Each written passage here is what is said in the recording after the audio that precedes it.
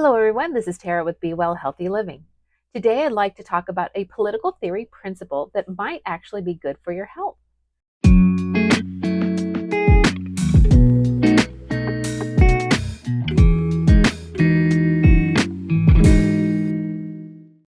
This political theory is almost like a moral compass, and what it's called is the non aggression principle, or NAP for short, as a lot of people like to call it.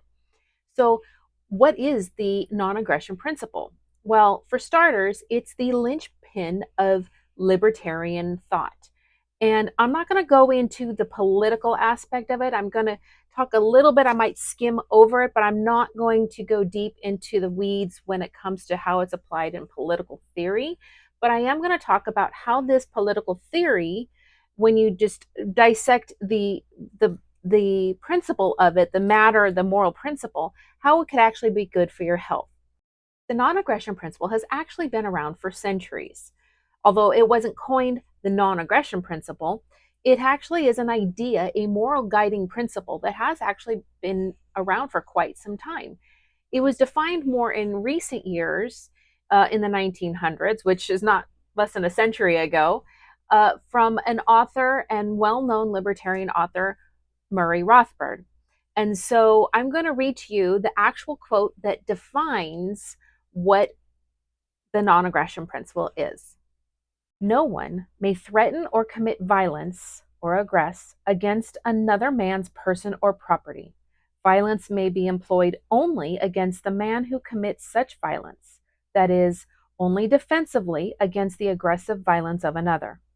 In short, no violence may be employed against a non aggressor. So, another way to say it in more simpler terms is don't hurt people and don't take their stuff.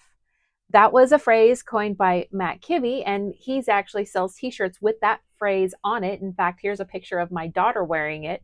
I wish I had one in my size. I need to get one in my size, but here it is with my daughter modeling it many years ago.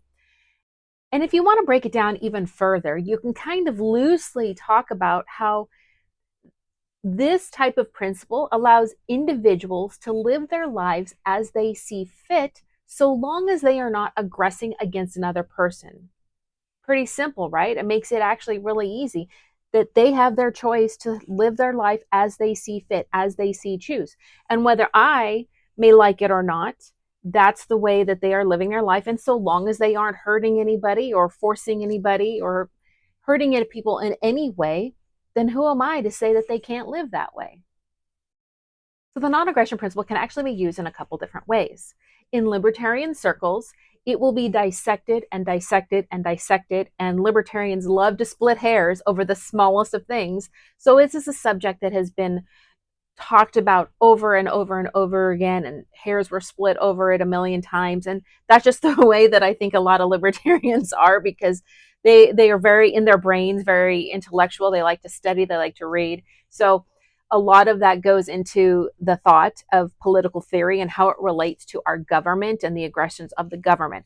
I am not going there. That's not the purpose of this video. This is not a political video. This is not a political channel, so I'm not going to go there, but I am just factually stating that. But I'm going to take this and apply this as a moral principle of how we relate to our fellow man, how we relate to other people. I like this principle because it actually transcends religion. It is an idea that is actually in most all major religions. Love your neighbor, and there's so many ways that this can be interpreted as similar to other religions. However, I like this because it transcends religion. It doesn't belong to one particular religion.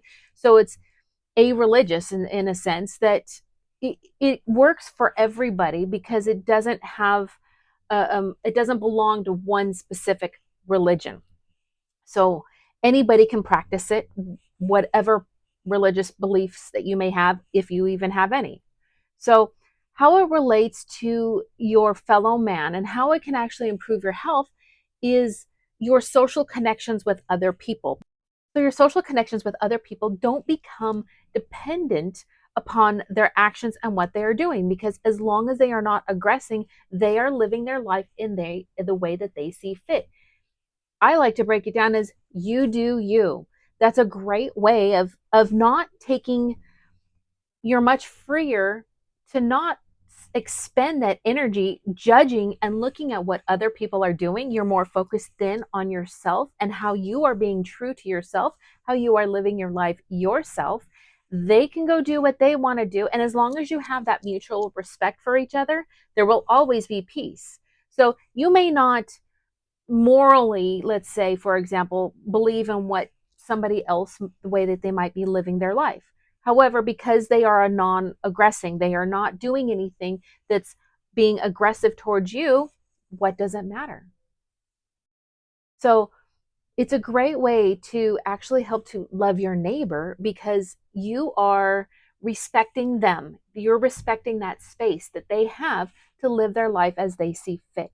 And at the same time, they will actually respect yours and you can live your life healthier, happier, and more at peace. Whenever we are more focused on the actions of others, it brings us away from our focus on ourselves and our own self-improvement. So judging others is never a healthy habit that we want to get into. Moral superiority is a habit that we do not want to have in our lives if we want to remain healthy in our minds, in our hearts, and socially. We can't connect with other human beings when we're looking down their noses at them.